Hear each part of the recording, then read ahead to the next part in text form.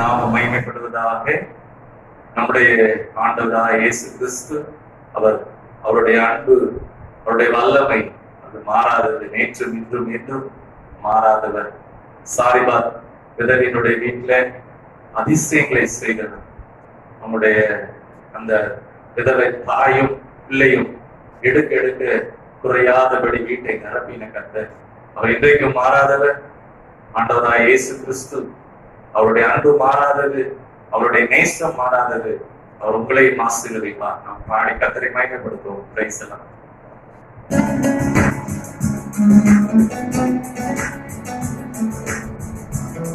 மாறிடாதே மானேஸ்வரே, மாறிடாதே மானேஸ்வரே, மாறாதவர் நாளுமே கல்வாரி சிலுவை மீதிலே காண்பேன் மாற்றினே. மாறிடாதே மானேஸ்வரே, மாறாதவர் நாளுமே கல்வாரி சிலுவை மீதிலே காண்பேன் மாற்றினே. இயேசுவின் மகனானே, அதிகாலம் மாறியலாகுமா? இதற்கிணை ஏதும் இல்லையே, இணை ஏதும் இல்லையே. இயேசுவின் மகனானே, அதிகாலம் மாறியலாகுமா? சேர்ந்த பாடுங்க உற்சாகமாக. இல்லையே, இணை ஏதும் இல்லையே. உள்ளத்தால் அவரை தள்ளினும் தம் உள்ள போத நேசித்ததினா அல்லல்யாவும் அகற்றிடவே ஆதிதேவன் பலியானாரே.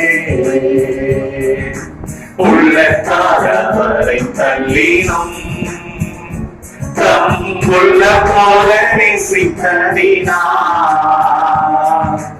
அல்லல்யாவும் அகற்றிடவே ஆதிதேவன் பலியானாரே. இயேசுவின் மகன் அன்பிலே அதினாலும் அறியலாகுமோ? இதற்கிணை ஏதும் இல்லையே,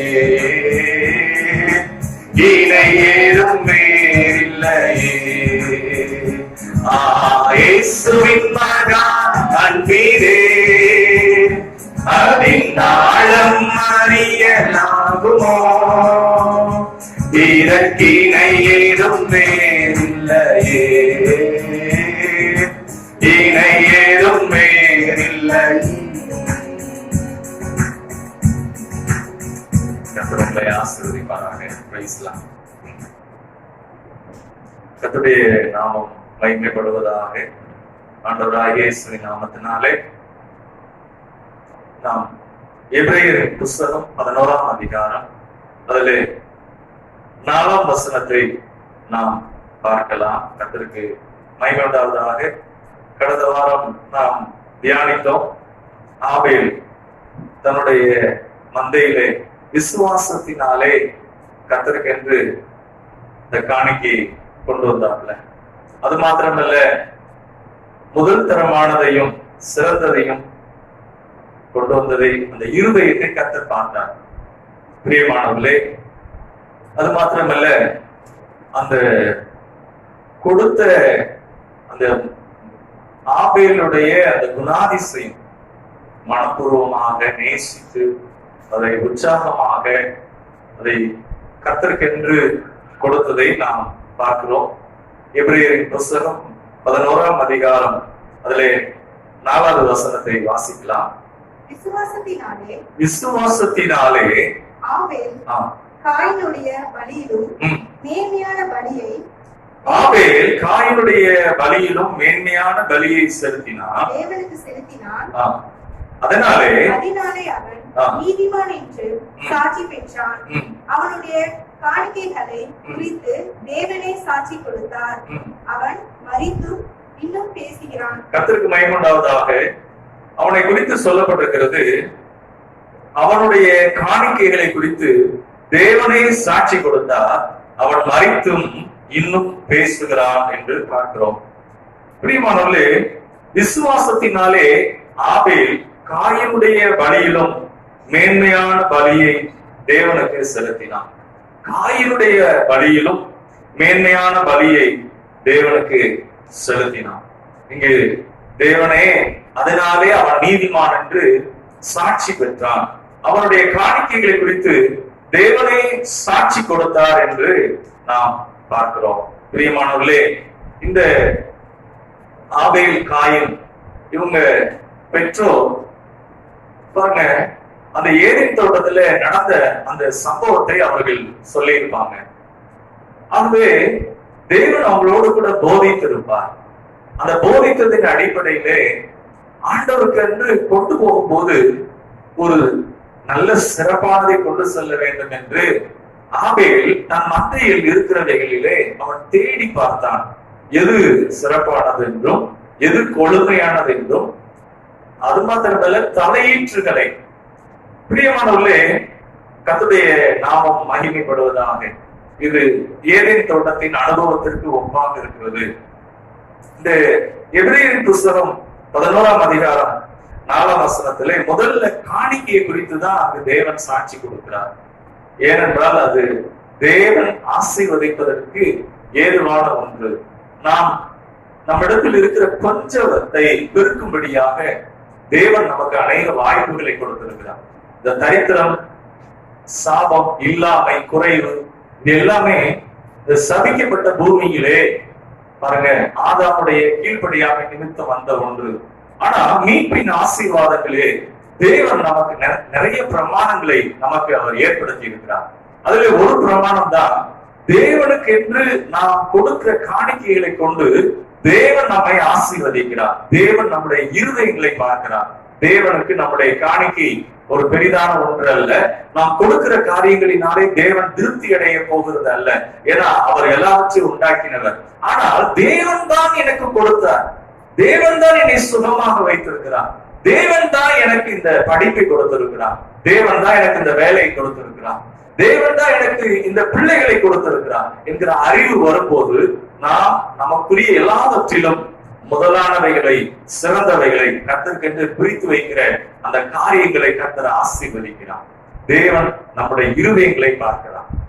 ஏற்கனவே நாம் தியானித்தோம், நம்மை பற்றி உத்தம இருதயத்தோடு இருக்கிறவர்களுக்கு பாருங்க. அப்போ அதனாலதான் இந்த கர்த்தர் ஆபேல் காயின் தோற்றத்தின்படி காயின் சகோதரன் நான் மூத்தவன், ஆனா ஆபேல் இளையவன்.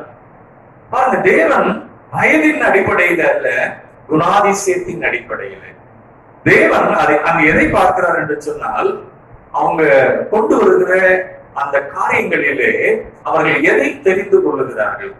தேவன் தான் காயினுக்கு அந்த பயிர் நிலங்களை எல்லாம் விளைய செய்கிறார்.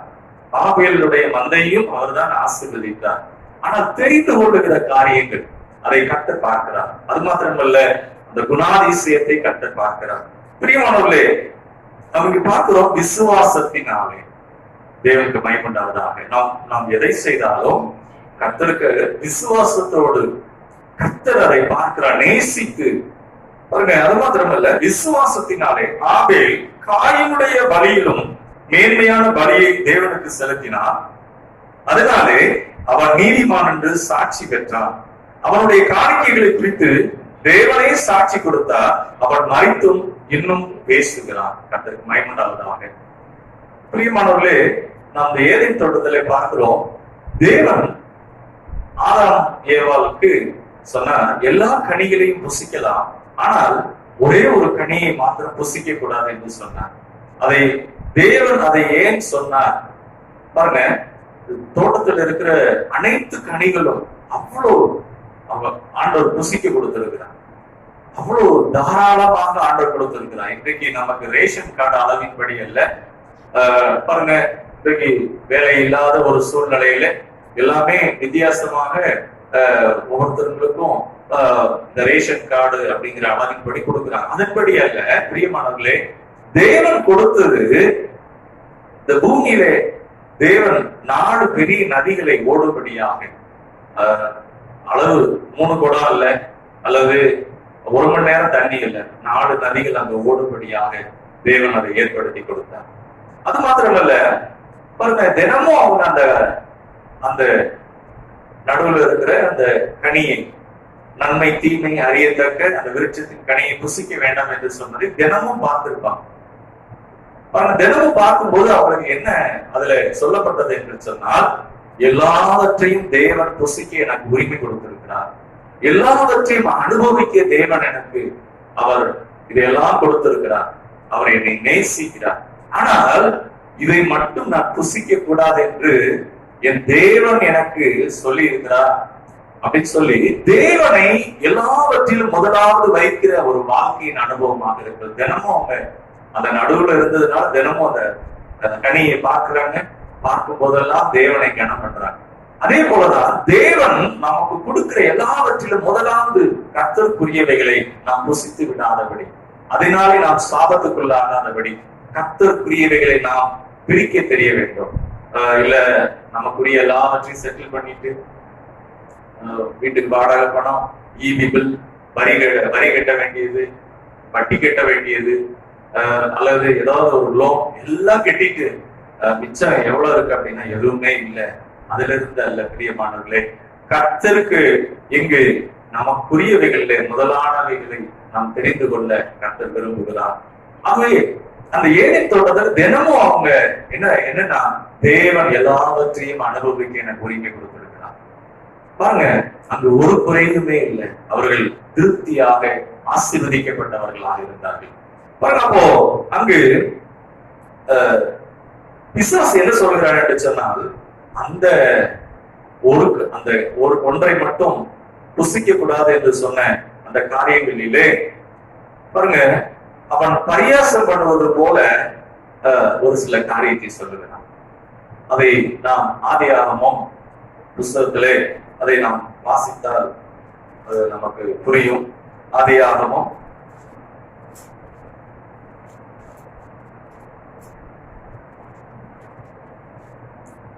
2ஆம் அதிகாரம்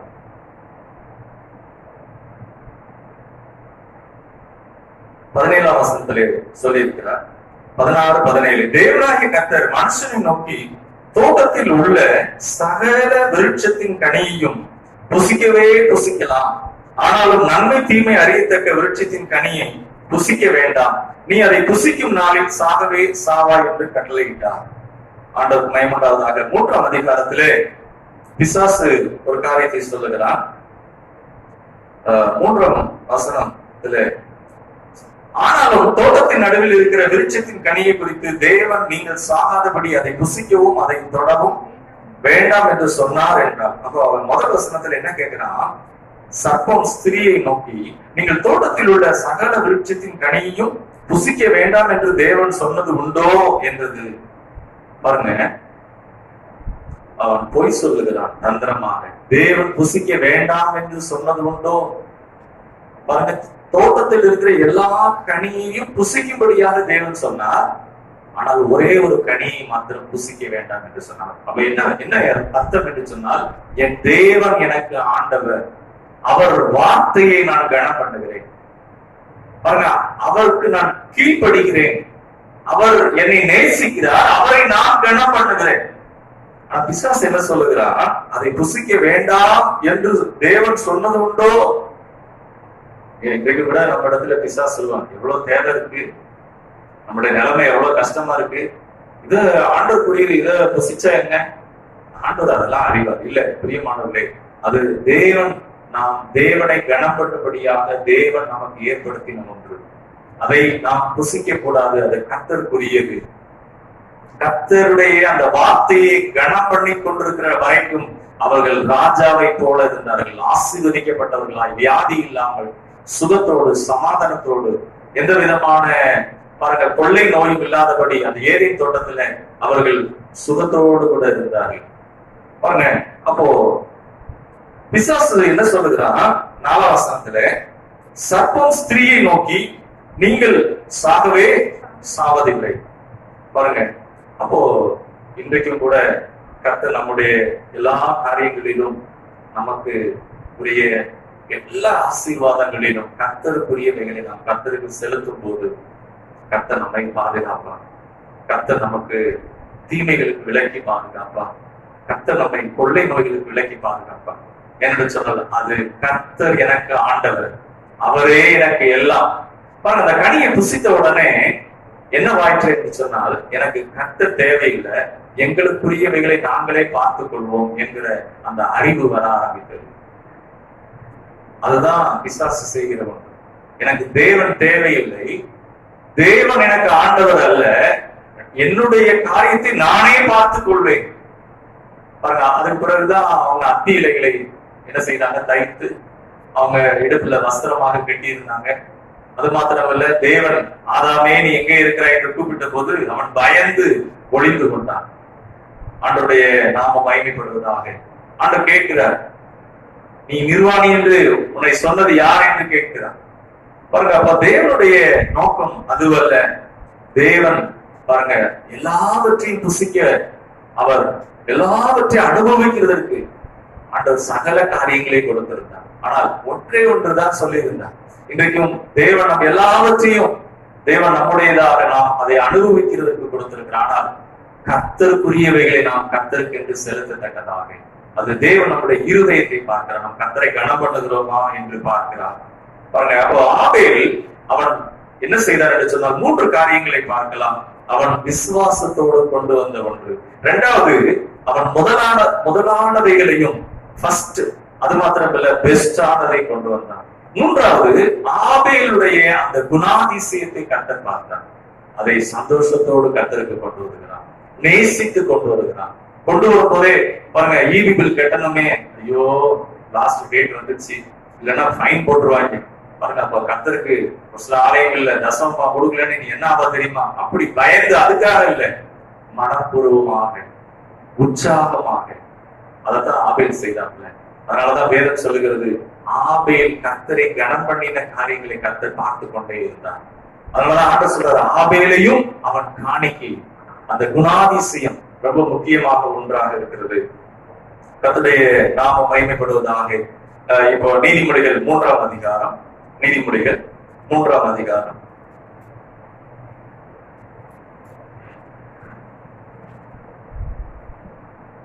நீதிமொழிகள் 3ஆம் அதிகாரம் 9ஆம் வசனமும் 10ஆம் வசனம். உன் பொருளாலும் உன் பொருளாலும் உன் விளைவின் எல்லா முதற்பலனாலும் கர்த்தரை கனம் பண்ணு. அப்பொழுது உன் களஞ்சியங்கள் பூரணமாய் நிரம்பும், உன் ஆடைகளில் திராட்சரசம் புரண்டோடும். நம்ம என்ன செய்யலாம் அப்படின்னா, கனம் பண்ணும் போது விசுவாசத்தோடு பர்சனலைஸ்டா கர்த்தருடைய வார்த்தைகளை சொல்லலாம். நான் பொருளாலும் விளைவின் முதற்பலனாலும் நான் கர்த்தரை கனம் பண்ணுகிறேன், அவர் என் களஞ்சியங்களை அவர் நிரம்ப பண்ணுவார். அவர் என் ஆலைகளிலே, ஆலைனா டெபாசிட் சேமிக்கிறது, திராட்சரசம் புரண்டோடும்படி செய்வார். அதை நாம் விசுவாசமா சொல்லலாம். அது மாத்திரமல்ல, மல்கியால சொல்லப்பட்டிருக்கிறது, தசம பாகங்களை வானம் கொண்டு வரும்போது வானத்தின் மதகை திறந்து. பாருங்க, தேவன் பொய் சொல்ல தேவன் அவசியம் இல்லை. அவருக்கு நம்ம கொடுத்து திருப்தி ஆகிற ஒன்று அல்ல. கடந்த வாரம் தியானித்தோம், சங்கீதம் 50ஆம் சங்கீதத்துல சொல்லப்பட்டிருக்கிறது, மலைகளிலே தேவன் சொன்ன திரிகிற 1000 மாடுகளும் ஆடுகளும் என்னுடையவை என்று கர்த்தர் சொல்லுகிறார். நான் பசியா இருந்தா உங்களிடத்துல சொல்லேன் அப்படிங்கிறார். பாருங்க, அவருக்கு இந்த பசிங்கிற அந்த காரியம்லாம் தேவையில்லை, எல்லாம் அவருடையதுதான். ஆனா தேவன் நம்முடைய இருதயத்தை பார்க்கிறார். நமக்கு கொடுத்தவைகள் கர்த்தர் தான் கொடுத்தாரு அப்படிங்கிறதுல அவரை நாம் கனம் பண்ணுகிறோமா என்கிற அந்த இருதயத்தை அவர் பார்க்கிறார். இங்க நான் பார்க்கிறோம் பிரியமானவர்களே, 3ஆம் அதிகாரம் நீதிமொழிகள் 3ஆம் அதிகாரம் 9ஆம் வசனம் 10ஆம் வசனத்துல, அதுல 6ஆம் வசனத்துல இருந்து 5ஆம் வசனத்துல இருந்து வாசிக்கிறேன். உன் சுய புத்தியின் மேல் சாயாமல் உன் முழு இருதயத்தோடும் கர்த்தரில் நம்பிக்கையா இருக்கு. உன் வழிகளில் எல்லாம் அவரை நினைத்துக்கொள், அப்பொழுது அவர் உன் பாதைகளை செவ்வைப்படுத்துவார். இங்கு நாம் பார்க்கிறோம், உன் சுய புத்தியின் மேல் சாயாமல் உன் முழு இருதயத்தோடும் கர்த்தரில் நம்பிக்கையா இருக்கு. ஆகவே சுய புத்தி என்ன சொல்லுன்னா, எனக்கு எவ்வளவு பணம் வந்தாலும் பத்தாது, எனக்கு இந்த பணம் எல்லாம் ஏமாத்திரம், அதான் சுய புத்தி சொல்லும். ஏன் எனக்கு நிறைய தேவை இருக்கு, பிள்ளைகளுக்குரிய காரியம் தேவை, எனக்கு இந்த காரியங்களுக்காக இவ்வளவு காரியம் தேவைப்படுது அப்படின்னு சொல்லி அந்த சுய புத்தி சொல்லுகிறதை நாம் கேட்கக்கூடாது. அங்கு சொல்லப்பட்டிருக்கிறது கர்த்தரில் நம்பிக்கையாயிருந்து. இங்கு அப்போ ஏன் தேவன் அந்த எபிரேயர் 11ஆம் அதிகாரம் 4ஆம் வசனத்துல முதல்ல ஆபேலுடைய காணிக்கையை அதை அவர் ரொம்ப முக்கியப்படுத்துகிறார். ஏனென்று சொன்னால், விழுந்து போன அந்த மனுக்குலம் தேவனை விட்டு விலகி போனபடியினாலே தரித்திரத்துக்கு உரியவர்களாய் மனுக்குலம் மாறிவிடுகிறது. ஆகவே தேவன் ஒரு பிரமாணத்தை அங்கு ஏற்படுத்துகிறார். அந்த பிரமாணத்தின்படி கர்த்தர் சொல்லுகிறார், அந்த நீதிமொழிகள் 3ஆம் அதிகாரத்தில் அதை குறித்து அங்கு விளக்கம் சொல்லப்பட்டிருக்கிறது. உன் வழிகளில் எல்லாம் அவரை நினைத்துக்கொள், அப்பொழுது அவர் உன் பாதைகளை செவ்வைப்படுத்துவார். நீ உன்னை ஞானி என்று எண்ணாதே, கர்த்தருக்கு பயந்து தீமையை விட்டு விலகு. ஏன்னா பாருங்க, அந்த விழுந்து போன ஸ்பாவம், எனக்கு தேவனே தேவையில்லை, தேவனே இல்லாம நான் வாழ்ந்துருவேன், அதுதான் விழுந்து போன மனிதனுடைய ஸ்பாவம். அடுத்த வசனத்துல போட்டிருக்கு, தீமை விட்டு விலகு, அது உன் ஆவிக்கு ஆரோக்கியமும் உன் எலும்புகளுக்கு ஊனமாகும். வாசிக்கலாம் 9ஆம் வசனம். உன் பொருளாலும் உன் எல்லா விளைவின் முதல் பலனாலும். பாருங்க, அங்க சொல்லப்பட்டிருக்கு எல்லா விளைவின் முதல் பலனாலும். ஆண்டவர் அந்த முதல் பலனை தான் கேட்கிறாரு. மத்த எல்லாம் 90% அதை ஆண்டவர் சொல்ற, நீ புசித்துக்கோ அப்படிங்கிற, அதை எல்லாம் நான் உனக்கு ஆசீர்வதிச்சு கொடுக்கிறேன், நீ அனுபவிச்சுக்கோ அப்படிங்கிற. ஆனால் இந்த முதல் பலன் என்று சொன்னால், உன் விளைவின் எல்லா முதல் பலனாலும் கர்த்தருக்கு மகிமையுண்டாவதாக. கர்த்தரை கனம் பண்ணு, ஆண்டவருக்கு மகிமையுண்டாவதாக. நான் நேசிக்கிற கர்த்தர் என்னை நேசிக்கிறார், என்னை விசாரிக்கிறவர், என்னுடைய கவலைகள் எல்லாம் நீக்கினவர், எனக்கு அதிசயங்களை செய்தவர், அவரை நான் கனம் பண்ண வேண்டும்.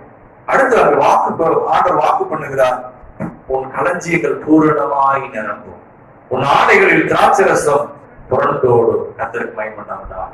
ஆண்டவருடைய இந்த வார்த்தையை நாம் கவனிக்கலாம். அங்கு ஆபேல் அதைத்தான் செய்தாப்புல. என்ன செய்தாப்புலன்னா, ஃபர்ஸ்ட் அண்ட் பெஸ்ட். கர்த்தருக்கு மகிமையுண்டாவதாக. ஆண்டவர் நாம் கொண்டு வரும்போது சிறந்ததை ஆண்டவருக்கு மகிமையுண்டாவதாக. பாருங்க, ஒரு சிலர் என்ன பண்ணுவாங்கன்னா, வீட்டுல ஏதாவது டேமேஜ் ஆன பொருள் ஏதாவது சும்மா கிடக்கிறத, இதை வேணா சர்ச்சைக்கு எடுத்துக்கோங்க அப்படின்னு. அதே இல்லை, ஆண்டவருக்கு கொடுக்கும் போது பாருங்க, நம்ம ஏதோ மிச்சம் மீதி இருக்கிறத சர்ச்சைக்கு கொடுக்கறதுனால கர்த்தருடைய இது நிரம்ப போகிறது. நம்ம இருக்கிறதுலேயே பெஸ்டானதை கர்த்தருக்குன்னு நம்ம நேர்ந்து கொள்ளும் போது, அதை கொடுக்கும் போது கர்த்தர் நமக்கேற்ற இன்னும் பெஸ்டானதை அவர் கொடுக்க போதுமானவராக இருக்கிறார். நம்முடைய வாழ்க்கையை மகிமைப்படுத்த அவர் போதுமானவராக இருக்கிறார். அதனாலதான் இங்க சொல்லப்பட்டிருக்கிறது, தேவனே அவனை குறித்து சாட்சி கொடுத்தார். ஏனென்றால் தேவனை கனம் பண்ணத்தக்கதாக அந்த ஏதேன் தோட்டத்துல அவங்க அப்பா அம்மா சொல்லி இருக்கிறாங்க, நாங்க கர்த்தருக்கு கீழ்ப்படியல, கர்த்தரை கனம் பண்ணாததுனால இந்த நிலைமையில நாங்க இருக்கிறோம். நாம் கர்த்தருக்கு முதலிடம் கொடுக்க வேண்டும். கர்த்தர் தான் நமக்கு எல்லாவற்றையும் உண்டாக்கினார். அந்த அறிவை பெற்றோர் சொல்லி இருக்கிறாங்க, 2 பேருக்கும் சொல்லி இருக்கிறாங்க. ஆனால் அதை கை கொண்டவன் ஆபேல், அதற்கு கீழ்ப்படித்தவன் ஆபேல். அதனாலதான் கர்த்தர் ஆபேலுடைய அந்த இருதயத்தை சொல்லுகிறார், ஆபேலையும் அவன் காணிக்கையும் என்று சொல்லப்பட்டிருக்கிறது. கர்த்தருக்கு மகிமையுண்டாவதாக. பிரியமானவர்களே, பாருங்க, வெளிநாட்டுல ஒரு சகோதரன் அமெரிக்க தேசத்துல ஞானஸ்நானம் எடுக்கும் போது அவர் என்ன பண்ணார்னா, கையை மட்டும் தூக்கி உயரமா பிடித்து கொண்டு ஞானஸ்நானம் பாஸ்டர் கொடுக்குறப்ப தண்ணியில மூழ்கி எந்திரிச்சார். அப்படின்னா என்னன்னா, கையில என்ன பிடிச்சாரா, பர்ஸ மட்டும் பிடித்து கொண்டார்.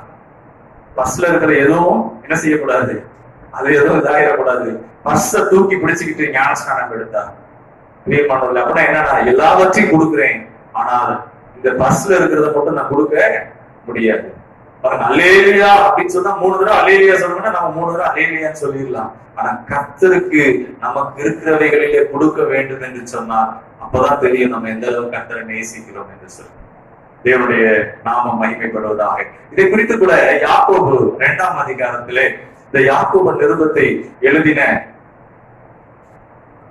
அப்போஸ்தலர் யாக்கோபு அவர் சொல்லுகிறார். அதை வாசிக்கலாம். யாக்கோபு நிருபம் 2ஆம் அதிகாரம்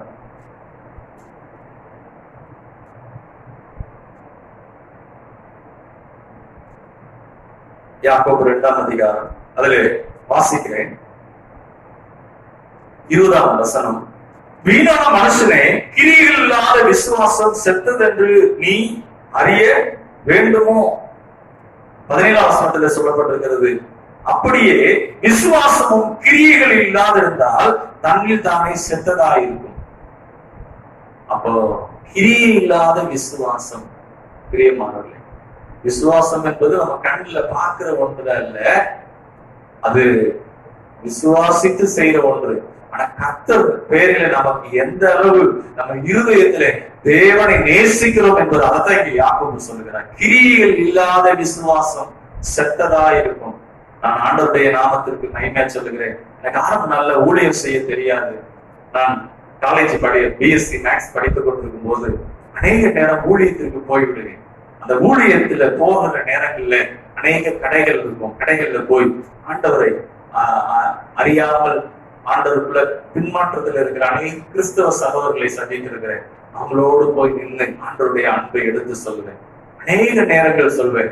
அவங்க என்ன பண்ணுவாங்கன்னா, அவங்க ஆண்டவரை நேசித்து அந்த காரியங்களுக்குள்ள எல்லாம் பலப்படுவாங்க. அப்படி அநேகருக்கு சொல்லி இருக்கிறேன். யாருக்கெல்லாம் சொல்ல முடியுமோ சொல்லுவேன். அப்படி சொல்லி கொண்டிருக்கும் போது ஆண்டவரை கேட்ப, ஆண்டவரே எனக்கு இந்த ஊழியம் எந்த ஊழியம்னே தெரியல, ஆண்டவரே எனக்கு உதவி செய்யுங்கப்பா. அப்படி பாருங்க, கர்த்தர் ஒவ்வொன்றாக கற்றுக் கொடுத்தார். அந்த நாளிலே ஊழியம்னா என்னன்னு தெரியாது. இயேசு கிறிஸ்துவனுடைய காரியங்கள் எதுவுமே எனக்கு தெரியாது. எங்க வீட்டுல அந்த காரியங்களுக்கு எதுவுமே சப்போர்ட் கிடையாது. நான் கர்த்தர் கற்றுக் கொடுத்தார், ஒவ்வொன்றா கற்றுக் கொடுத்தார். அந்த வேலையை செய்யறதுல மன உண்மையாய் நேர்த்தியாய் செய்திருக்கிறேன். இந்த ஊழியம் செய்யறோம், நமக்கு என்ன கிடைக்கும், அவங்க என்ன கொடுப்பாங்க, அப்படி ஒரு நாள் நினைத்தது இல்லை. ஆண்டவருக்காக செஞ்சிருக்கிறோம், ஆண்டவருக்காக செஞ்சிருக்கிறோங்கிற அந்த உணர்வு நாள் ஆக ஆக கர்த்தர் ஒவ்வொரு காரியமாய் கற்றுக் கொடுத்தார். பிரியமானவர்களே, இங்கு அதான் சொல்லப்பட்டிருக்கிறது. யாக்கோபு அதான் சொல்லுகிறார். என்ன சொல்லுகிறார் என்று சொன்னால், விசுவாசம் கிரியைகள் இல்லாதிருந்தால் தன்னில் தானே செத்ததாயிருக்கும். ஆபேல் எனக்கு விசுவாசம் இருக்கு ஆண்டவரே, ஆனா அந்த கொடுத்த ஆடு அது எனக்குன்னு வச்சிருக்கேன் ஆண்டவரே, இந்த தலையீற்றான ஆடு அதை மட்டும் விட்டுருங்க, மத்தது எதனால நான் கொடுக்குறேன், கொஞ்சம் அந்த கால் அடிபட்டு இருக்கு, அதை வச்சு சமாளிச்சுக்கோங்க ஆண்டவரே, கொஞ்சம் இதுல நசல் கொண்டு இருக்கு, அதை அட்ஜஸ்ட் பண்ணிக்கோங்க ஆண்டவரே, உங்கள்கிட்ட இல்லாததா இல்ல. ஆபேல் என்ன செஞ்சாருதா அப்படின்னா, அதை கர்த்தருக்கு என்று அதை செப்பரேட் பண்ணுகிறார், அதை தெரிந்து கொள்ளுகிறார். கர்த்தருக்கு மகிமையுண்டாவதாக. நாம் கர்த்தருக்கு முன்பாக கர்த்தருக்கு கொடுக்கிற காரியங்களிலே நாம் கர்த்தரை எவ்வளவாய் கனம் பண்ணுகிறோம், நாம் எவ்வளவு கர்த்தர் மேல விசுவாசம் வைத்திருக்கிறோம், அதுல நம்முடைய வாழ்க்கையில் அது வெளிப்பட ஆரம்பிக்கும். வெறும் அல்லேலூயா சோத்திரம் சொல்றதுல அல்ல, நம் ஜீவிதத்திலே அந்த கிரியைகளை வெளிப்படுத்த வேண்டும். அதைத்தான் இங்க யாக்கோபு இந்த நிருபத்திலே சொல்லுகிறார். கிரியைகள் இல்லாத விசுவாசம். ஆண்டவருக்கு மகிமையுண்டாவதாக. நம்ம ஜெபிக்கிற ஜெபத்தை கூட கர்த்தர் பார்க்கிறார். நாம் எந்த அளவு கர்த்தரை நேசிக்கிறோங்கிறத நம் இருதயத்தை கர்த்தர் பார்த்து கொண்டிருக்கிறார். ஆண்டவருக்கு மகிமையுண்டாவதாக. பாருங்க, ஒரு சிலர் நம்மளை பார்த்தோம்னா சல்யூட் அடிப்பாங்க, விஷ் பண்ணுவாங்க. அங்கிட்டு போனப்போ என்ன சொல்லுவாங்கன்னா, ஐயோ இந்த மனுஷனுக்கு போய் சல்யூட்டா, அப்படியே இல்லை. பிரியமானவர்களே, பார்வைக்காக ஒரு கனம் பண்ணுகிற ஒன்று அல்ல, நம்முடைய இருதயத்தை கர்த்தர் பார்க்கலாம். பாருங்க, அப்போ இந்த சல்யூட் அடிக்கிறது அப்படிங்கிறது என்னன்னா, பரியாசம் பண்ணுகிறது போல ஒன்று. நம்ம பாக்குறப்ப சல்யூட் அடிக்கிறது, விஷ் பண்றது, அதுக்கு பின்னாடி ஆமா வேலை இல்லை, ஏதோ இந்த வேலையை செய்யணும் பாருங்க, அதுக்காக இல்ல. பாருங்க, 1 சாமுவேல் 2ஆம் அதிகாரம் 30ஆம் வசனத்திலே கர்த்தர் சொல்லுகிறார், என்னை கனம் பண்ணுகிறவர்களே நான் கனம் பண்ணுவேன் என்று சொல்லுகிறார். கர்த்தர் சொல்லுகிறார், என்னை கனம் பண்ணுகிறவர்களே. அடுத்து சொல்றாரு, என்னை கனவீனம் பண்ணுகிறவர்கள் அவர்கள் கனவீனப்பட்டு போவார்கள் என்று சொல்லுகிறார். ஆகவே நம்முடைய ஜீவிதத்திலே கர்த்தர் தான் எனக்கு இதை கொடுத்தார், கர்த்தர் தான் என்னை ஆசீர்வதித்தார். ஆண்டவர் மகிமையுண்டாவதாக. அப்போ அதுவே தெரியும் நம்ம எந்த அளவு கர்த்தரை கனம் பண்ணுகிறோம் என்று சொல்லி, எந்த அளவு நாம் ஆண்டவரை மகிமைப்படுத்துகிறோம் என்று சொல்லி பார்க்கலாம். ஆண்டவர் மகிமையுண்டாவதாக. அதே போல புதிய ஏற்பாட்டிலே அதுக்கு ஈக்குவலாக புதிய ஏற்பாட்டில் ஒரு வசனம் சொல்லப்பட்டிருக்கிறது. மத்தேயு 6ஆம் அதிகாரம் 33ஆம் வசனத்தை வாசிக்கலாம். மத்தேயு 6ஆம் அதிகாரம் 33வது வசனம். முதலாவது என்று சொல்லப்பட்டிருக்கிறது. நீதிமொழிகள் 3:9-10 சொல்லப்பட்டிருக்கிறது. முதல் பலன், முதலாவது, முதல் பலன், the first fruit, the best. ஆண்டவருக்காக இங்க என்ன சொல்லப்பட்டிருக்கு அப்படின்னா முதலாவது. ஒரு சிலர் என்ன சொல்லுவாங்க, தேவனுடைய ராஜ்யத்தையும் நீதியை தேடுங்கள் அப்படிம்பாங்க. ஆனா முதலாவது அப்படிங்கறத விட்டுருவாங்க. இந்த முதலாவதுங்கிறது என்னன்னா, விழுந்து போன மனுக்குலம் வெற்றிகரமா இருப்பதற்கு தேவன் வைத்திருக்கிற பிரமாணம். அதுதான் முதலாவது. முதலாவது நீ தேவனுடைய ராஜ்யத்தையும் அவருடைய நீதியும் தேடுங்கள், அப்போது இவைகள் எல்லாம் உங்களுக்கு கூட கொடுக்கப்படும். ஒரு சிலர் என்னன்னா எல்லா வேலையும் செஞ்சு முடிச்சுட்டு சக்கையா இருப்பாங்க. உலக வேலையெல்லாம் செஞ்சு முடிச்சுட்டு கடைசி கொஞ்ச நேரம் உட்கார்ந்து சோத்திரம் பண்ணுவாங்க. சோத்திரம் பண்றப்பயே அவங்க தூங்கிடலாம். அப்படி இல்லை பிரியமானவர்களே. முதலாவது தேவனுடைய ராஜ்யத்தையும் அவருடைய நீதியும் தேடுங்கள், அப்பொழுது இவைகள் எல்லாம் உங்களுக்கு கூட கொடுக்கப்படும். அதுதான் ஆண்டவர் சொன்னாரு, உன் விளைவின் முதல் பலனாலும் கர்த்தர் தான் இந்த விலையை செஞ்சிருக்கிறார், நான் அதை அவருக்கு கொடுக்கணும். வாசிக்கலாம், இன்னொரு வசனத்தை வாசிக்கலாம். யாத்திராகமம் 23ஆம் அதிகாரம் 19ஆம் வசனம். யாத்திராகமம் 23:19 வசனம். நீங்க எல்லாரும் கையில பைபிள் வச்சிருப்பீங்க. உங்க பைபிள்ல நீங்க அதை திருப்பி பாருங்க. யாத்திராகமம் சத்தமாக வாசி. முதல் விளைச்சல்களில் முதல் கனியை உன் தேவனாகிய கர்த்தருடைய ஆலயத்துக்கு கொண்டு வருவாயாக. உன் நிலத்தில் முதல் விளைச்சல்களில் முதல் கனியை உன் தேவனாகிய கர்த்தருடைய ஆலயத்துக்கு கொண்டு வருவாயாக. போதும். இங்கு ஒரு வார்த்தை சொல்லப்பட்டிருக்கிறது. என்ன சொல்லப்பட்டிருக்கிறது சொன்னால், உன் நிலத்தில் முதல் விளைச்சல்களில் முதல் கனியை உன் தேவனாகிய கர்த்தருடைய ஆலயத்துக்கு கொண்டு. உன் தேவனாகிய, நம்ம சொல்ற என் தேவன், என் தேவன், என் தேவன், அவருடைய ஆலயத்திற்கு நான் கொண்டு வருகிறேன். ஆண்டவருக்கு பயமுண்டாவதாக. அப்போ தேவன் அதை என்ன சொல்றாரு, இஸ்ரவேலருக்கு ஒரு பிரமாணமாக சொல்லுகிறார். நீ கானான் தேசத்துக்குள் பிரவேசித்த பின்பு அங்கே நான் விளைய செய்வேன். அந்த விளைய செய்கிறதுல முதல் விளைச்சல்களில் முதல் வந்தோன்னு நம்ம எடுத்து சாப்பிடக்கூடாது. அது கர்த்தருக்குரியது. அதை கர்த்தருடைய ஆலயத்துக்கு நான் கொண்டு செல்ல வேண்டும். கர்த்தரை நான் கனப்பட வேண்டும்.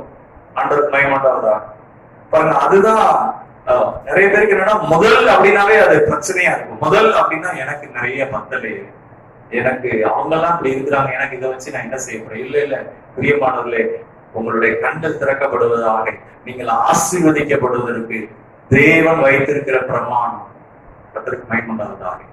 பாருங்க. அப்போ அதே அதிகாரத்துல அதே போல ஒரு சம்பவத்தை நாம் பார்க்கலாம்.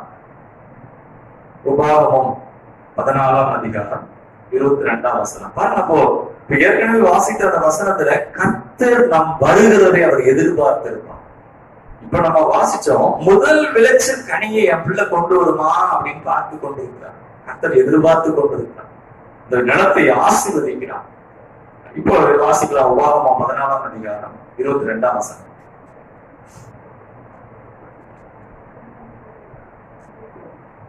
உபாகமம்.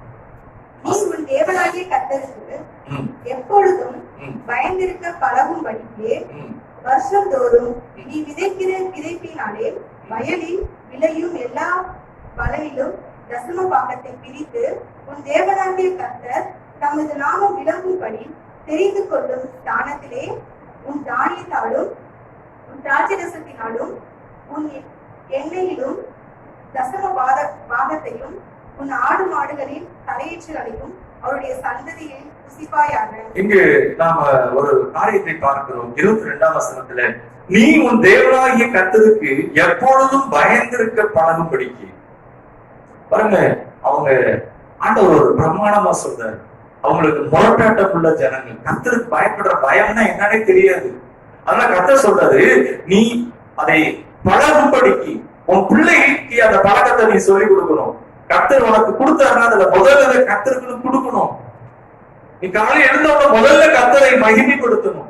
அந்த மகிமையை செலுத்த சொல்லிக் கொடுக்கணும். நம்ம சுகமா இருக்கிறோம், ஆஸ்பத்திரிக்கு வீணா போகாதபடி, அல்லது வீணா நம்ம பணம் விரயமாகாதபடி மகிமையை ஆண்டவருக்கு செலுத்தணும். ஒரு பெற்றோர் அதை செய்ய வேண்டும். அப்பொழுது பிள்ளைகள் அந்த பழக்கம் அவர்கள் கற்றுக்கொள்வார்கள். இங்க வசனம் சொல்லப்பட்டிருக்கிறது, பயந்திருக்க பழகும்படிக்கு, இந்த கேரக்டர், அந்த ஒரு பழக்கம் வரும்படி. நம்ம எத்தனை பேர் பிள்ளைகளுக்கு அந்த பழக்கத்தை கற்றுக் கொடுக்கிறோம்? ஏன்னா நம்ம பிள்ளைகளுக்கு சொல்லணும், நீ ஜெபம் பண்றப்பா நான் ஏசப்பா வந்திருக்கிறாப்பா, நீ ஜெபிக்கிற ஜெபத்தை நான் கேட்க வந்திருக்கிறாப்பா, பயந்து ஜெபம் பண்ண சொல்லி கொடுக்கணும். ஆண்டவரை ஸ்தோத்திரிக்க சொல்லி கொடுக்கணும். பாட்டு பாடுறப்ப உன் பாட்டு ஆசையா ஆண்டவர் கேட்கிறாருப்பா. அங்க சொல்லப்பட்டது பழகும்படிக்கு. அந்த வார்த்தையை பாருங்க. ஏன்னா இவங்க அந்த பார்வோனுக்கு அடிமையாவே இருந்தவர்கள், முரட்டாட்டம் உள்ளவர்கள், கர்த்தருக்கு பயப்படுற காரியங்கள் எதுவுமே அந்த பழக்கமே இல்லாதவங்க சொல்றாரு, வருஷத்தோறும் நீ விதைக்கிற விதைப்பினாலே வயலில் விளையும் எல்லா பலனிலும் தசம பாகத்தை நீ சாப்பிடுன்னு சொல்லல, அதை பிரித்து கர்த்தருக்கு மகிமையுண்டாவதாக. உன் தேவனாகிய கர்த்தர் தமது நாமம் விளங்கும்படி தெரிந்து கொள்ளும் ஸ்தானம். பாருங்க, ஒரு சொல்றாரு, அந்த ஸ்தானம், தெரிந்து கொள்ளும் ஸ்தானம். நமக்கு இன்னைக்கு நமக்குன்னு கர்த்தர் ஐக்கியம் கொடுத்திருக்கிறார், நமக்குன்னு ஃபெல்லோஷிப் கொடுத்திருக்கிறார். இடையில நாம் கூடி கொஞ்சம் பேரா சேர்ந்து ஜெபிக்கிறோம். நமக்கு கர்த்தர் கொடுத்த அந்த தெரிந்து கொள்ளப்பட்ட ஸ்தானம், அவருடைய நாம மகிமைக்காக அங்கு சொல்லப்பட்டிருக்கிறது. என்ன சொல்லப்பட்டிருக்கு சொன்னால், கர்த்தருக்கு என்று தலையீற்றுகளிலே அதை கர்த்தருக்கு செலுத்துவாயாக. 22ஆம் வசனத்துல போட்டிருக்கு, பிரித்து தசம பாகத்தை பிரித்து ஆண்டவருக்கு மகிமையுண்டாகட்டும். அதை நாம் கர்த்தருடைய மகிமைக்காக அதை செய்ய வேண்டும். அப்போ கொஞ்ச நாள் ஆன உடனே அந்த பெரிய திரளான லட்சக்கணக்கான ஜனங்கள் அங்கங்கே அவங்களுக்கு அந்த யூதர்கள் தொழுது கொள்ளும்படி நியமிக்கப்பட்டு ஏற்படுத்தப்பட்டது. அதற்கு முன்பாக எல்லாரும் ஒரே இடத்துக்கு போனாங்க. இன்னும் சொல்ல போனா கொஞ்ச நாள் ஆன உடனே அவங்க அதையெல்லாம் செப்பரேட் பண்ணி பிரித்தாங்க. ஆண்டவர் அதான் சொல்றாரு, உனக்கு நியமிக்கப்பட்ட அந்த ஸ்தானத்திலே தேவனுடைய நாம மகிமைப்படுவதுதான் ரொம்ப முக்கியம். நம்ம இன்றைக்கு கர்த்தர் நமக்கு கொடுக்கப்பட்ட தசம் பாகத்தை காணிக்கையை நம்ம இஷ்டப்பட அதை கூறு போட்டுறக்கூடாது. அதை கர்த்தர் நமக்கு கொடுக்கப்பட்ட அந்த இடத்திலே, நம்ம கொடுக்கப்பட்ட ஐக்கியத்திலே, நம்ம அப்பம் புசித்து திராட்சரசம் எடுக்கிற அந்த இடத்திலே கர்த்தரை மகிமைப்படுத்தணும். அதை கர்த்தருக்குரியது. அதை நாம் கர்த்தருக்கு மனப்பூர்வமாக அதை செய்ய வேண்டும். அதை கர்த்தர் சொல்லுகிறான். ஆண்டவருக்கு மகிமையுண்டாவதாக. பயந்திருக்கும் படிக்கு கானான் தேசத்துக்குள்ள பிரவேசித்த பின்பு பாருங்க, ஆண்டவர் சொல்றாரு, நீ அந்த தசமபாகத்தை பிரிச்சு கொடுத்துட்டு நீ அப்புறம் நல்லா புசிச்சு சாப்பிட்டு சந்தோஷமாயிரு. உனக்கு மீதெல்லாம் உனக்குதான், அதை நீ சந்தோஷமா சாப்பிடு, நீ நல்லா இரு. ஏன்னா அந்த ஏதேன் தோட்டத்தை உண்டாக்கின கர்த்தர், ஏதேன் தோட்டத்தை மனுஷனுக்காக கொடுத்தவர், அவங்க நல்லா இருக்கணும்னு கர்த்தர் விரும்புகிறார், சந்தோஷமா இருக்கணும்னு கர்த்தர் விரும்புகிறார். அடுத்து இன்னொரு சம்பவத்தை நாம் பார்க்கலாம். உபாகமம் 26ஆம் அதிகாரம் 2ஆம் வசனம். 1 கொரிந்தியர் 13ஆம் அதிகாரம் தேவ அன்பை பற்றி வந்திருக்கோம். அதே போல உபாகமம் 26ஆம் அதிகாரம் தசம பாகத்தை குறித்து சொல்லப்பட்ட ஒன்று. உபாகமம் 26ஆம் அதிகாரம் அதுல 2ஆம் வசனம். உன் தேவனாகிய கர்த்தர் உனக்கு கொடுக்கும் உன் தேசத்தில் நீ பயிரிடும் நிலத்தின் கனிகள் எல்லாம் முந்தின பலனை எடுத்து ஒரு கூடையிலே வைத்து உன் தேவனாகிய கர்த்தர் தமது நாமம் விளங்கும்படி தெரிந்து கொண்டிருக்கும் ஸ்தானத்திற்கு போய் ஆண்டவர் மகிமையுண்டாவதாக.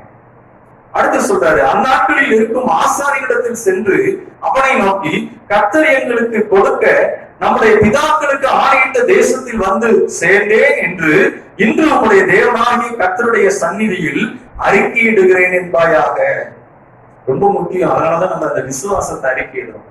என்ன சொல்றாருன்னா, அந்த அடிமையா இருந்த தேசத்திலிருந்து, எகிப்திலிருந்து கர்த்தர் கானானுக்குள் பிரவேசிக்க செய்தார். கர்த்தர் சொன்ன வாக்கின்படி செய்தார். அவருக்கு நான் கர்த்தருக்கு என்று கொடுக்கிறவைகளை கொடுக்கிறேன், நான் அவரை கனம் பண்ணுகிறேன் என்று அறிக்கையிடு செய்யணும்னு சொல்றாரு. ஏன் அறிக்கையிட சொல்றாரு? நீ எந்த நிலையில இருந்த, அந்த நிலையிலிருந்து உடனே நான் இந்த நிலைக்கு கொண்டு வந்தேனே, அதை நினைத்து நீ என்னை மகிமைப்படுத்துவாயாக. அப்படி கொண்டு வரும்போது மனப்பூர்வமாக, அதைத்தான் கர்த்தர் சொல்றாரு, அந்த மன நிறைவோடு அதை அறிக்கையிடுவாயாக அப்படிங்கிற. அதை செலுத்தும் போது ரொம்ப முக்கியம், அறிக்கையிடுறது ரொம்ப முக்கியம். ஏன் அறிக்கையிட சொல்றாருன்னா, நான் அடிமைத்தனத்துல இருந்தேன், கர்த்தர் என்னை இந்த பாடும் தேனும் ஓடுகிற இப்படிப்பட்ட ஒரு மீட்பின் வாழ்க்கைக்குள்ள என்னை கொண்டு வந்திருக்கிறார். ரட்சிப்பின் அனுபவத்துக்குள்ளே கொண்டு வந்திருக்கிறார். ஓ இயேசு ரட்சகராக அவரோடு இருக்கத்தக்கதான ஓ அந்த தெய்வீகத்தை எனக்குள்ளே கொடுத்திருக்கிறார். கர்த்தருக்கு மகிமை உண்டாவதாக. நான் அவரை கனம் பண்ணுகிறேன். பிரியமானவர்களே, அதை ஆண்டவரை எதிர்பார்க்கிறார். பாருங்க, அது மாத்திரமல்ல, அந்த வசனத்துல இன்னும் சொல்லப்பட்டிருக்கிறது. 4ஆம் வசனத்துல, அப்பொழுது ஆசாரியன் அந்த கூடையை உன் கையிலிருந்து வாங்கி அதை உன் தேவனாகிய கர்த்தரின் பலிபீடத்திற்கு முன்பாக வைத்து கடலாம். ஸ்தோத்திரம். 5ஆம் வசனத்துல போட்டிருக்கு, அவன் கொஞ்சம் பின்பகுதியில அவன் கொஞ்சம் ஜனங்களோட எகிப்துக்கு போய் அவ்விடத்தில் பரதேசியாய் சஞ்சரித்து அங்கே பெரிய பலத்த திரட்சியான ஜாதியானா. இதெல்லாம் சொல்றது, அங்க ஒடுக்கப்பட்டு இருந்தேன் பாவத்தினாலும் பிசாசின் பிடியினாலும் பலவித சாப கட்டுகளில் இருந்தோம் கர்த்தர் நம்மை விடுவித்திருக்கிறார். ஆண்டவருக்கு நாம் மகிமை செலுத்த வேண்டும். அடுத்து சொல்றாரு, கர்த்தர் எங்களை திரட்சியாக்கினார். நம்ம கொஞ்சமா இருந்தோம், பரதேசியா இருந்தோம். பரதேசினா ஃபாரினர். பாருங்க, இப்ப நம்ம இங்க இருந்து டெல்லிக்கு போனோம்னா அங்க ஹிந்தி பேசுவாங்க. அப்போ நம்ம எப்படிப்பட்டவங்க, வேற மாநிலத்திலிருந்து வந்தவங்க, ஹிந்தி தெரியாதுங்க அவங்களுக்கு. He was a foreigner. Foreigner வேற இடத்துல இருந்து வந்த பரதேசி, அதான் பரதேசின்னு அர்த்தம். ஆனா ஆண்டவர் சொல்றாரு, நான் அப்படி இருந்தேன், கர்த்தர் என்னை திரட்சி ஆக்கினான் அப்படின்னு சொல்லி கர்த்தருக்கு மகிமை. அதான் இருதயத்தை பார்க்கிற அன்பு ஊர்ந்து நம்ம ஆண்டவருக்கு கொண்டு வரப்ப ஈபிபிள் கெட்டது மாதிரி ஐயோ ஃபைன் போட்டுருவாங்களே, இந்த தவணையை இப்ப கட்டலைன்னா அவங்க பெனால்டி போட்டுருவாங்க. அப்படி இல்லை, ஆண்டவர் என்னை நேசித்திருக்கிறார். மனப்பூர்வமா கர்த்தருக்கு மகிமை உண்டாவதாக. அதுதான் தேவன் அதில் பிரியமாக இருக்கிறார். ஆண்டவர் ஸ்தோத்திரம். இங்கு கர்த்தர் சொல்றாரு, லேவியராகமும் அடுத்ததாக வாசிக்கலாம். லேவியராகமும் 23ஆம் அதிகாரம், வேகமா லேவியராகமும் 23 அதுல 10ஆம் வசனம் வாசிக்கலாம். 10, 14 சீக்கிரமா. நீ இஸ்ரவேல் புத்திரரோடு சொல்ல வேண்டியது என்னவென்றால், நான் உங்களுக்கு கொடுக்கும் தேசத்தில் நீங்கள் போய் சேர்ந்து அதின் வெள்ளாண்மையை அறுக்கும் போது உங்கள் அறுப்பின் முதல் பலனாகிய ஒரு கதிர்கட்டையை ஆசாரியனிடத்தில் கொண்டு வர கடுவீர்கள். இங்கு சொல்லப்பட்டிருக்கிறது, நீங்க அறுக்கிற அந்த கதிர்கட்டுல முதல்ல அந்த அறுக்கிற வெள்ளாண்மையில முதல் பலனை, அறுப்பின் முதல் பலனை ஆசாரியனிடத்தில் கொண்டு வர கடவன். ஆண்டவர் மகிமை உண்டாவதாக. யார்கிட்ட கொண்டு வரணுமா? அது அறுப்பின் முதல் பலனை. இதுக்கு அப்புறம் தான் நிறைய விளைய செய்ய போகிறார் கர்த்தர், பெரிய அறுவடையை கொடுக்க போகிறார். ஆனா முதல் பலன் அது செப்பரேட் பண்ணணும். அது அறுத்து ஆசாரியனிடத்தில் 14ஆம் வசனத்திலே போட்டிருக்கு, உங்கள் தேவனுக்கு காணிக்கையை நீங்கள் கொண்டு வரும் அந்நாள் மட்டும் அப்பமும் வாட்டிய கதிரும் பச்சை கதிரும் புசியீர்களாக. இது உங்கள் வாசஸ்தலங்களில் எல்லாம் உங்கள் தலைமுறை தோறும் செல்ல வேண்டிய நித்திய கட்டளை. ஆண்டவர் சொல்றாரு, அதுக்குள்ளே சாப்பிடாத, அதுக்குள்ளே வீட்டுல வறுத்து அதை புசிச்சிடாத. அத நீ செய்யறதுக்கு முன்னாடி அதை கவனிங்க. கர்த்தர் முதல் 10 தான் சொல்றாரு. எத்தனை 1000 வருஷம் ஆனாலும் அது மாறாத ஒரு பிரமாணம். அடுத்து இருக்கிற 90 நமக்கு தான் புசிக்க கொடுக்கிறார். அந்த 10ங்கிறது எதை குறிக்கிறது சொன்னால், நாம் இதெல்லாம் கர்த்தர் எனக்கு கொடுத்தார், இதெல்லாம் உருவாக்கினவர், இதெல்லாம் எனக்கு அனுபவிக்கிறதுக்கு எனக்கு இந்த பிரயாசத்தை ஆசீர்வதித்தவர் அவர். நான் இந்த சபிக்கப்பட்ட பூமியிலே இந்த பிரயாசத்தை செய்யறதுக்கு எனக்கு பலன் கொடுத்தாரு. அதனால போட்டிருக்கு அந்த 14ஆம் வசனத்துல, உங்கள் தேவனுக்கு காணிக்கையை நீங்கள் கொண்டு வரும் அந்நாள் மட்டும், நீங்கள் கொண்டு வரும் அந்நாள் மட்டும். ஆண்டவருக்கு மகிமையாக சொல்லுகிறேன். இந்த படிக்கிற பைபிள் ஸ்கூல்ல படிக்க போன நாள்ல எனக்கு நிறைய தேவைகள் இருக்கும். அங்க அடிக்கடி ஃபாஸ்டிங் போடுவாங்க. ஃபாஸ்டிங் எடுக்கிறப்ப ரொம்ப கஷ்டமா இருக்கும், பயங்கரமா பசிக்கும். இதுல வெளி ஊழியர்களுக்கு அனுப்பி விடுவாங்க. அப்ப அனுப்பி விடும் போது ஒரு டீ வாங்கி குடிக்கிறதுக்கு எப்படி இருக்கும்னா, அந்த டீக்கு ரொம்ப சந்தோஷமா இருக்கும். சாயந்தரம் அந்த டீ போய் குடிக்கணும், ஏதாவது சாப்பிடணும். ஏன்னா அங்க ஒட்டு வேற கொடுப்பாங்க. காலையில ஒரு மணி நேரம் அங்க கிளீனிங் ஒர்க் இருக்கும், சாயந்தரம் 1 hour இருக்கும். அந்த கிளீனிங் ஒர்க் முடிச்ச உடனே ஏதாவது ஒரு டீ குடிக்கணும் போல இருக்கும் பாருங்க. ஆனா அந்த நாளிலே இந்த சத்தியத்தை அறிந்தபடினால ஆண்டவருக்கு மகிமையுண்டாகட்டும். எனக்கு வர்ற பணம் 400 ரூபா இருக்கும். அந்த 400 ரூபால தசம பாகத்தை கர்த்தருக்கு செலுத்துவேன். அங்க இருக்கிற விசுவாசிகள் எல்லாம் இருந்தாங்க. மாஸ்டர் கடைசி பெரிய பாஸ்டர் கூப்பிட்டு சொன்னார், பைபிள் ஸ்கூல் ஸ்டூடெண்ட்ஸ் 12 பேர் இருந்தோம். தம்பி நீங்க எல்லாரும் இருக்கிறீங்க, ஆனா ஒருத்தர் கூட நீங்க தசம பாகம் கொடுத்தது இல்லை. ஆனா இந்த தம்பி தனக்கு உண்டானவைகளிலே அதை செலுத்தி இருக்கிறார். நல்லா கவனிங்க, எனக்கு அந்த 40 ரூபாய் பணமும் தேவையுள்ளதா இருந்தது. ஆனா அந்த 40 ரூபாங்கிறது விதைக்கிறதுக்கு கர்த்தர் அந்த வெளிச்சத்தை கொடுத்தார். ஆண்டவருக்கு மகிமையுண்டாவதாக. அந்த பைபிள் ஸ்கூல்ல முடிக்கிற நாள் வரைக்கும் கர்த்தர் எனக்கு ஒரு குறையுமே வைக்கல. முதல்ல நான் கேட்டேன், என் பாக்கெட்ல இருக்கிற பணத்தை பார்த்துட்டு கேட்டேன், ஃபீஸ் கட்டலைன்னா என்ன அனுப்பிடுவீங்களா அப்படின்னு கேட்டேன். அதுதான் உண்மையான நிலவரம். எந்த பாக்கெட் பணமும் கிடையாது. நான் விசுவாசத்துல எங்க கடந்து போனேன். ஆனா 2 முத இன்னொரு பிரதருக்கு நான் ஃபீஸ் கட்ட கர்த்தர் உதவி செய்திருக்கிறார். கர்த்தர் நல்லவர். பிரியமானவர்களே பாருங்க, அப்போ எதுவுமே இல்லாத நிலையில கர்த்தர் இருதயத்தை பார்க்கிறார். கர்த்தருக்கு மகிமையுண்டாவதாக. அடுத்ததாக இந்த வசனத்தை நான் பார்க்கிறோம். 14ஆம் வசனத்துல என்ன சொல்லப்பட்டிருக்குன்னா, அந்த முதல் காரியம் இது நித்திய கட்டளையாக தலைமுறை தோறும் செல்ல வேண்டிய நித்திய கட்டளை. ஆண்டவருக்கு மகிமையுண்டாவதாக. ஸ்தோத்திரம். கர்த்தருக்கு கொடுக்கிறது, அதை கொடுத்துட்டு தான் நம்ம சாப்பிடணும். ஏன்னா இதெல்லாம் நமக்கு சாப்பிடுறதுக்கு நமக்கு சுகத்தை கொடுத்ததே கர்த்தர் தான்.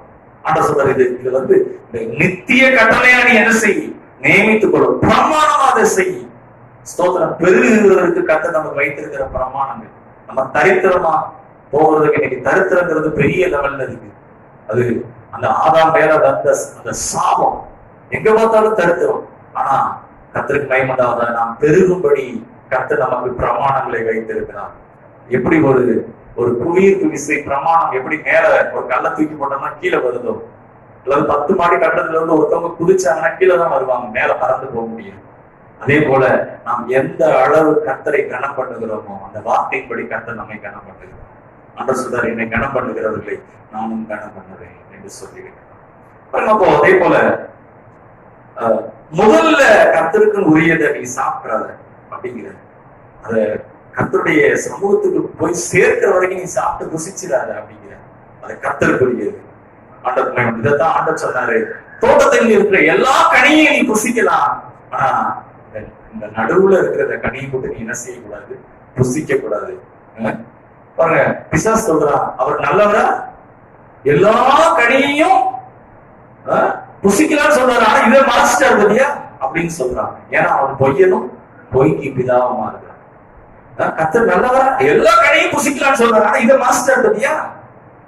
நல்ல கவனிங்க, அங்கதான் அழிவும் நாசமும் நரக படுகொலியும் இருக்கிறது.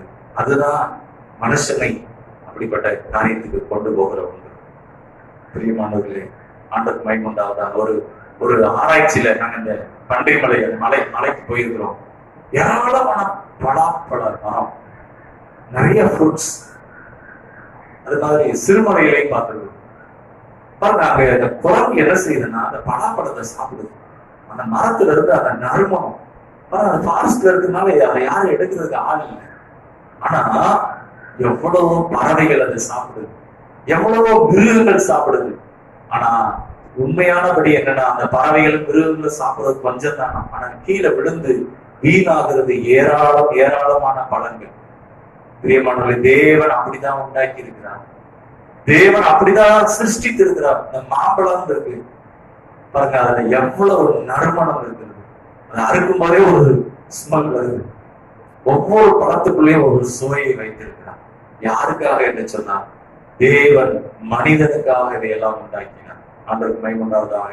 வாசிக்கலாம், லேவியராகமம் 27:30. தேசத்திலே நிலத்தின் வித்திலும் விருட்சங்களின் கனியிலும் தசமபாகம் எல்லாம் கர்த்தருக்குரியது, அது கர்த்தருக்கு பரிசுத்தமானது.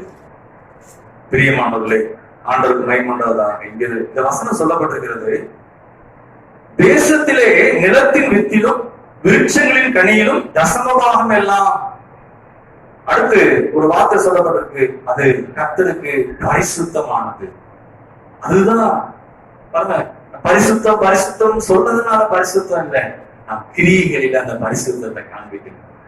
ஒரு மனுஷன் தான் சம்பாதித்தது 30 நாள் 25 நாள் வேலை பார்த்து அதுல வர்ற பணத்துல பாருங்க, அந்த 25 நாள் வேலை பார்த்ததுக்குரிய ரிவார்டு தான் அது. ராத்திரி வேலை பார்த்திருக்கலாம், காலையில வேலை பார்த்திருக்கலாம், அவங்க சொன்ன நேரமா போயிருக்கலாம். ஆனா அந்த வேலையை செய்யறதுக்கு எனக்கு ஜீவனை கொடுத்தாரு, சுகத்தை கொடுத்தாரு, எனக்கு பலனை கொடுத்தாரு. பாருங்க, அதைத்தான் அங்க சொல்லப்பட்டிருக்கு. அது கர்த்தருக்கு பரிசுத்தமானது.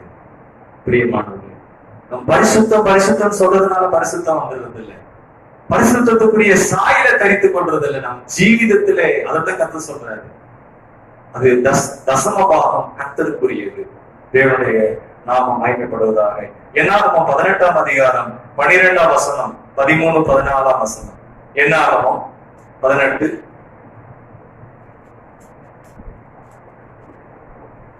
அதுல உச்சிதமானவைகள் எல்லாம் கர்த்தருக்குரியது என்று சொல்லப்பட்டிருக்கு. என்னாகமம் 18 12ஆம் வசனத்துல இருந்து 14ஆம் வசனம் வரை. அவர்கள் கர்த்தருக்கு கொடுக்கும் அவர்களுடைய முதற் பலன்களாகி உச்சிதமான எண்ணெயையும் உச்சிதமான திராட்சரசத்தையும் தானியத்தையும் உனக்கு உரியதாக கொடுத்தேன். ஆசாரியனுக்கு ஆண்டவர் சொல்றார், உச்சிதமான திராட்சரசம், உச்சிதமான எண்ணெய், இன்னும் சொல்றாரு உச்சிதமான தானியம். அடுத்து சொல்றாரு, தங்கள் தேசத்தில் முதல் பழுத்த பலனில் அவர்கள் கர்த்தருக்கு கொண்டு வருவதெல்லாம் உனக்கு உரியதாகவும் உன் வீட்டிலே சுத்தமாய் இருப்பவர்கள் யாவரும் அவைகளை புசிக்கலாம்.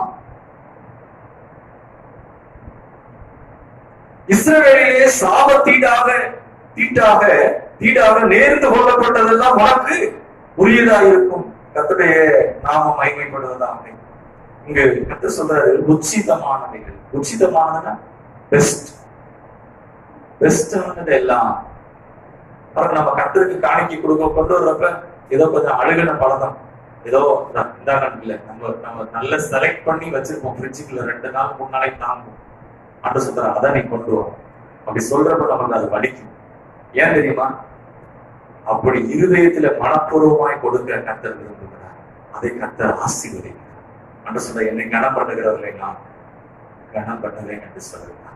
மிச்சம் அல்ல, உச்சிதம்னா என்னன்னா ஃபர்ஸ்ட் நம்ம இந்த எண்ணெய் பொறிக்கிறப்ப மீனை பொறிக்கிறப்ப மீன் இருக்கிற எண்ணெய் இருக்கு பார்த்தீங்களா, அந்த எண்ணெயை எதுக்கு பயன்படுத்த முடியும்? அதை கீழே தான் ஊற்றணும். அப்படி நம்ம தேவையெல்லாம் செஞ்சிச்சு மீனம் எச்சம் அல்ல, அங்க சொல்லப்பட்டிருக்கு உச்சிதமானது. தேவனுக்கு செய்யும் போது அந்த உச்சிதத்தை நாம் கொண்டு வர வேண்டும். அதை கர்த்தர் விரும்புகிறார். ஆண்டவர் இயேசு புதிய ஏற்பாட்டிலே சொல்லுகிறார். வாசிக்கலாம். லூக்கா 11ஆம் அதிகாரம் 42ஆம் வசனம். சீக்கிரம் வாசிக்கலாம். லூக்கா 11:42.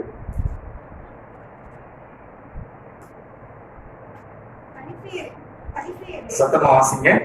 பரிசேயரே, உங்களுக்கு ஐயோ, நீங்கள் ஒருதலாம் மறுக்கொழுந்து முதலிய சகலவித கூண்டுகளிலும் தசமபாகம் கொடுத்து நியாயத்தையும் தேவ அன்பையும் விட்டு விடுகிறீர்கள். இவைகளையும் செய்ய வேண்டும், அவைகளையும் விடாதிருக்க வேண்டும். பாருங்க, யாருக்கு ஆண்டவர் சொல்றாருன்னா பரிசேயர்களுக்கு சொல்றாரு. இந்த பரிசேயர் எப்படிப்பட்டவங்கன்னா, அவங்க தசமபாகம் பழைய ஏற்பாட்டுல நியாய பிரமாணத்தின்படி தசமபாகம்னா அவங்களுக்கு நல்லா தெரியும். அவங்க தசமபாகம் கொடுக்காதவங்க இல்ல. எப்படிலாம் தசமபாகம் கொடுக்குறாங்கன்னா, அவங்க ஒருத்தலாம் மறுக்கொழுந்து பூண்டு எல்லாத்துலயும் தசமபாகம் கொடுக்குறாங்க. பாருங்க எப்படி. ஆனா அவங்க என்ன செய்யலையா, தேவனுடைய நீதியையும் அன்பையும் அவர்கள் நிறைவேற்றாமல் போய்விட்டாங்க. அதுதான் ஆண்டவர் சொல்றார். நியாயத்தையும் தேவனுடைய அன்பையும் விட்டு விடுகிறீர்கள். கொடுக்குறாங்க, ஆனா தேவ அன்பு இல்லை. ஆனா ஆண்டவர்கள் கொண்டு வராங்க, நியாயம் செய்யறது இல்லை. பாருங்க, அப்ப கர்த்தர் எதை எதிர்பார்க்கிறாருன்னா நியாயத்தையும். அது மாத்திரமல்ல, இன்னொரு வார்த்தை சொல்லப்பட்டிருக்கிறது, தேவ அன்பு. நம்ம ஏதோ தவணை கட்டுறப்ப போன் பண்ணி கேட்பாங்க, சார் பணம் கொடுக்கலையா? இதுல பண்ணுவாங்க, பான் பண்ணுவாங்க. இபி பில்லுக்கு சொல்லுவாங்க, இத்தனை தேதிக்குள்ள பணம் கட்டணுங்க. இந்த வரிசையில நிக்கிறவங்க என்ன பண்ணுவாங்க, ஐயா இந்த தொல்லை பெருந்தொல்லையா இருக்கு அப்படின்னு. பாருங்க பிரியமானவர்களே, இங்கே சொல்லப்பட்டிருக்கிறது, இவைகளையும் செய்ய வேண்டும், அவைகளையும் விட்டு விடாது இருக்க வேண்டும். ரொம்ப முக்கியம், விட்டு விடாது இருக்க வேண்டும். சொல்லுங்களேன், விட்டு விடாது இருக்க வேண்டும், அவைகளையும் விட்டு விடாது இருக்கணும். ஆண்டவர் இயேசு தெளிவா சொல்றாரு, இவைகளை மட்டும் செய்யுங்க. அப்படி நான் இயேசு கிறிஸ்து வந்தோம்னா தசம பாவமே தேவையில்லை அப்படிலாம் சொல்லல ஆண்டவர். இவைகளையும் செய்ய வேண்டும், அவைகளையும் விட்டு விடாது இருக்க வேண்டும். ஆண்டவருக்கு மகிமையுண்டாவதாக. பிரியமானவர்களே, இங்க ஆண்டவர் இயேசு சொல்றாரு, விட்டு விடாது இருக்க வேண்டும். முக்கியமா சொல்றாரு, விட்டு விடாது இருக்க வேண்டும். இயேசு கிறிஸ்துவிடத்துல பாருங்க, ஒரு முறை வந்து அந்த ரோம சாம்ராஜ்யம் நடந்து கொண்டிருக்கிறது. அந்த பணத்தை, வெள்ளி பணத்தை கொண்டு வந்துட்டு கேட்கிறாங்க, ராயனுக்கு வரி செலுத்தணுமா செலுத்த வேண்டாமா அப்படின்னு கேட்கிறாங்க. அப்போ ஆண்டவர் மிகவும் ஞானமாக, செலுத்த வேண்டாம்னு சொன்னா இவர் மேல குற்றம் சுமரும், ரொம்ப தெளிவா சொல்றாரு, அந்த பணத்தை கொண்டு வாங்க அப்படின்னு சொல்லிட்டு அதுல என்ன உருவம் இருக்குன்னு கேட்கிறாரு. சொல்லிட்டு இது ராயனுடையது அப்படின்னு சொல்றாங்க. சொன்ன உடனே ஆண்டவர் சொல்றாரு, ராயனுடையதை ராயனுக்கும் தேவனுடையதை தேவனுக்கும் செலுத்துங்கள். பாருங்க, யார்கிட்ட பேசுறாருன்னா பரிசேயர்கள்ட்ட பேசுறாரு. தேவனுடையது என்று சொன்னால் என்னது தேவனுடையது? நியாய பிரமாணத்தின்படி அந்த வயலில் விளையும் விளைச்சல்களிலே முதல் பலன், அவங்களுடைய சம்பாத்தியத்திலே முதல் பலன் என்பது அந்த அங்க இருக்கிற அந்த பரிசேயர்களுக்கு நல்லா தெரியும். அதனாலதான் கர்த்தர் சொல்றாரு, தேவனுடையதை நீ தேவனுக்கு செலுத்து அப்படிங்கிற அதை தெளிவாக சொல்லுகிறார். பிரியமானவர்களே, கடைசியாக ஒரே ஒரு சம்பவம் பாருங்க. ஆண்டவர் நல்லவர். எரிகோ பட்டணத்தை பிடிச்சவங்க அவங்க பிரயாணம் பண்ணி போறாங்க. அந்த எரிகோ பட்டணத்துல ஒரே ஒரு காரியம், அந்த பட்டணம் என்னவா இருக்கு என்று சொன்னால், அந்த பட்டணத்துல அங்கு ஒரு குடும்பம் என்ன பண்ணுதுன்னா தங்கத்தை பாக்குறாங்க. இந்த தங்கம் கர்த்தருக்கு நிறைய இருக்கு, இது இருக்கு, இந்த தங்கத்தை எடுத்து அவங்க தங்களுக்குன்னு வச்சுக்கிட்டாங்க. கொஞ்சம் வெள்ளியை பாக்குறாங்க, வெள்ளி எடுத்து தங்களுக்குன்னு வச்சுக்கிட்டாங்க. நல்ல ட்ரெஸ்ஸஸ் இருக்கு. ஆனா கர்த்தர் சொன்னாரு, இது தீட்டானது, சாபத்தீடானது, அதை ஒன்றையும் நீ எடுக்காது இருப்பாயாக அப்படின்னு சொன்னார். பாருங்க, இவங்க என்ன பண்ணாங்க, தெரியாம அதை எடுத்து வீட்டுக்குள்ள பத்திரமா குடும்பமா சேர்ந்து அதை ஒளிச்சு வைத்து கொண்டாங்க. ஒரு நாள், அந்த நாள் என்ன ஆனது தெரியுமா பிரியமானவர்களே? அடுத்தவங்க ஆயி பட்டணத்துக்கு போகும்போது ரொம்ப பரிதாபமாக துரத்தப்பட்டார்கள். அதுல 36 பேர் மரித்து போனார்கள். யோசுவா ஆண்டவர்கிட்ட கேட்கிறார்கள், ஆண்டவரே நீங்க தானே எங்களை அழைத்து கொண்டு வந்தீங்க, ஆண்டவரே நீங்க தானே வாக்கு பண்ணினீங்க அப்படிங்கிறப்ப கர்த்தர் சொன்னார், சாபத்தீடானதை ஒழித்து வைத்தான் என்று சொன்னார். பிரியமானவர்களே, யாருன்னு காமிக்கும் போது அந்த மனுஷனை எல்லாரும் முன்னாடியும் ஆண்டவர் சொன்னார், அவனை கல்லெறிய வேண்டும் என்று சொன்னார். பிரியமானவர்களே, அது எதற்கு என்று சொன்னார், கர்த்தருக்குரியதை எடுக்கக்கூடாது என்பதற்காக எல்லாருக்கும் முன்பாக அந்த குடும்பத்தை கொண்டு வந்து கல்லெறிந்து கொன்றார்கள். அடுத்து அவங்க போன போது கொஞ்சம் பேரை வச்சு ஸ்ட்ராட்டஜி கொடுக்கிறாரு. கர்த்தர் கொஞ்சம் பேரை வச்சு அந்த பட்டணத்தை எளிதாக சுதந்திரித்துக் கொண்டாங்க. நீங்க கர்த்தரை கனம் பண்ணும் போது உங்கள்ட்ட இருக்கிற கொஞ்சம் அந்த பலத்தை கொண்டு கர்த்தர் பெரிய காரியங்களை செய்யலாம். உங்களுக்கு பலமே இல்லாமல் இருக்கலாம், ஆனா நீங்க உங்க இருதயத்தை கர்த்தர் பார்க்கிறார். அந்த கொஞ்சம் பலத்தை கொண்டு கர்த்தர் பெரிய காரியங்களை செய்வார். பிரியமானவர்களே, நாம் ஆண்டவரை மகிமைப்படுத்துவோம். அங்கு சொல்லப்பட்டிருக்கிறது, அதற்கு பிற்பாடு அநேக பட்டணங்களை அவங்க சுதந்திரிக்கும் போது அதை அந்த ஜனங்கள் எடுத்துக்கொள்ளும்படியாக கர்த்தர் வாக்கு பண்ண ஆண்டவர் என்ன எதிர்பார்த்தாலும் அந்த முதல் ஒரு கீழ்ப்படிதலை எதிர்பார்க்கிறார். இன்றைக்கு உங்களையும் அப்படி ஆசீர்வதிப்பார். நாம் ஜெபிப்போம். கர்த்தர் நல்லவர். ஹல்லேலூயா, ஹல்லேலூயா, ஹல்லேலூயா. ஓ ஹல்லேலூயா. ஸ்தோத்திரம் ஆண்டவரே. சர்வவல்லமையுள்ள எங்கள் பிதாவே, ஆண்டவராகிய இயேசுவின் நாமத்தினாலே கர்த்தாவே ஸ்தோத்திரப்பா. முதல் பலன் கர்த்தருடைய இந்த சாரிபாத் விதவை குறித்து நீ சாட்சி கொடுத்தீரப்பா. அந்த தேசத்துல எத்தனையோ விதவைகள் இருந்தாங்க. ஆனால் ஒரு அந்நிய தேசத்து பெண்ணா இருந்தாலும் ஆண்டவரே, அந்த தீர்க்கதரிசிக்கு எலியாவுக்கு முதல் பலனை கொண்டு வரும்போது பயங்கர பசியோட இருந்திருக்கிறாங்க. பிள்ளைக்கு கொடுக்கணுங்கிறது இல்லை. அடுத்து அப்பத்தை சுட்டு கொண்டு வர்றப்ப தண்ணி கொண்டு வர்றப்ப அப்பத்தையும் சுட்டு கொண்டு வாங்கன்னு சொல்றாங்க. ஆனா தேவனுடைய வார்த்தையின்படி ஆண்டவருடைய சத்தத்துக்கு செவி கொடுக்கிற குடும்பம் அதை கொண்டு வந்தாங்க. அடுத்து பிள்ளைக்குன்னு போய் பாக்குறப்ப அங்க இருக்கிறதெல்லாம் கொடுத்துட்டாங்க. பிள்ளைக்கு போய் அந்த மாவா பிசைக்கிற மாவு இருக்கிறத போய் பாக்குறப்ப அங்க மாவு ஏராளமா இருக்கு. எடுக்க எடுக்க குறையவே இல்லை. பிரியமானவர்களே, தேவன் அந்த வீட்டை கனம் பண்ணினார். உங்களையும் அப்படி ஆசீர்வதிப்பார். நாம் ஜெபிப்போம். சர்வவல்லமையுள்ள எங்கள் பிதாவே, ஆண்டவராகிய இயேசுவின் நாமத்தினாலே இந்த வார்த்தையை கேட்கிற ஒவ்வொருவரையும், ஆண்டவருடைய வார்த்தையின்படி செய்கிற ஒவ்வொருவரையும் ஆசீர்வதிங்க ஆண்டவரே. ஆபேலையும் அவன் காணிக்கையும் அங்கீகரித்தவர், ஆசீர்வதித்தவர். பிள்ளைகளை நீர் ஆசீர்வதிப்பீராக. எல்லா மகிமையும் செலுத்துகிறோம் இயேசுவின் நாமத்தில் பிதாவே. ஆமென், ஆமென், ஆமென். ஆத்துமாவே கர்த்தரை ஸ்தோத்திரி, முழுவதுமே பரிசுத்த நாமத்தை ஸ்தோத்திரி. ஆத்துமாவே கர்த்தரை ஸ்தோத்திரி, அவர் செய்த சகல உபகாரங்களையும் மறவாதே. ஆமென்.